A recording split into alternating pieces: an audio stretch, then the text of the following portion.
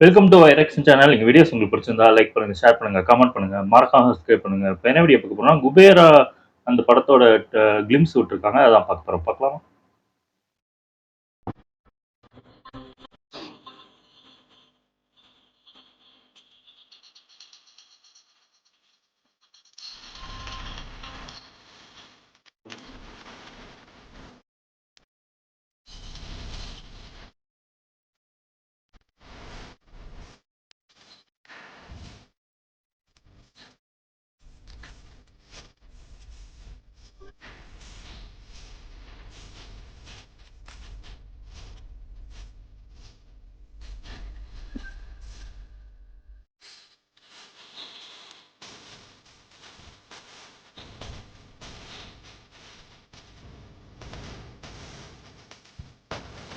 ஏய் சாம.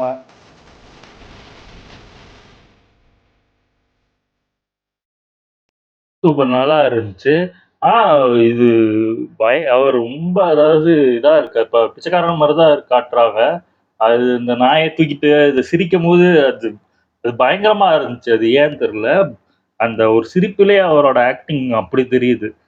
அந்த அளவுக்கு சூப்பராவே இது பண்ணியிருக்காரு. அதே மாரி நாகார்ஜுன் அதாவது ஒரு ஆக்ஷனா இதா பார்க்கும்போது, சாதாரண ஒரு ரோல்ல நடிச்ச மாரி இருக்காரு. ஒரு ஃபேமிலி, ஒரு குழந்தை அவ அந்த இது மாரி இருக்கு.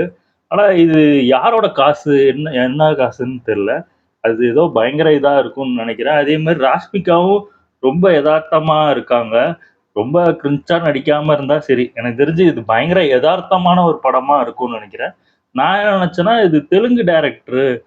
அ அடிதடி அந்த மாரி பறக்கிற மாரி அந்த மாரி தான் எதிர்பார்த்தேன். இப்படி ஒரு எதார்த்தமான ஒரு இது எதிர்பார்க்கவே இல்ல. அதுவும் இல்லாம அந்த பணத்தால தனுஷ் இப்படி மாறிட்டாரா? அப்படின்னு மாரி தான் எனக்கு தெரியுது. கிளிம்ஸ் பார்த்த வரைக்கும் அப்படிதான் இருக்கு. இது எப்படி இருக்க போகுதுன்னு தெரியல. இது டீசர், ட்ரெய்லர் வந்துச்சுன்னா, மேபி அதுல ஓரளவுக்கு தெரியலாம். நல்லா இருந்துச்சு. இது அப்படி ஒரு கெட்டப் பார்த்துட்டு இப்படி டக்குனு இப்படி பார்க்கும்போது செமையா இருந்துச்சு உண்மையிலே. நல்லா இருந்துச்சு. ஓகே. எங்க வீடியோஸ் உங்களுக்கு பிடிச்சிருந்தா லைக் பண்ணுங்க, ஷேர் பண்ணுங்க, கமெண்ட் பண்ணுங்க. மறக்காம சப்ஸ்கிரைப் பண்ணுங்க. எல்லாருக்கும்